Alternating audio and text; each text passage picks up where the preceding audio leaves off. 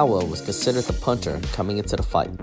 Instead of pulling back every time Cordina engaged, he chose to stand his ground.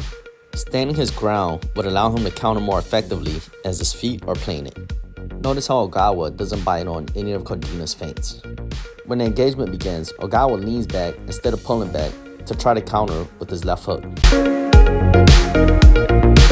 This sequence is important because it will dictate the way in which Ogawa will choose to engage the fight, by standing his ground and not running.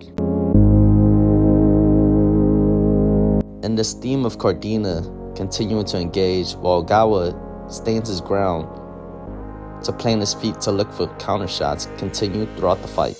And Ogawa does eventually find success in being able to land that counter left hook with his feet planted. That was the left hook from Ogawa. You see when Ogawa trying to launch him with his own power, something like a good simple solid jab. When a fighter stands his ground to counter, the focus lies on timing, as you have to catch your opponent coming in.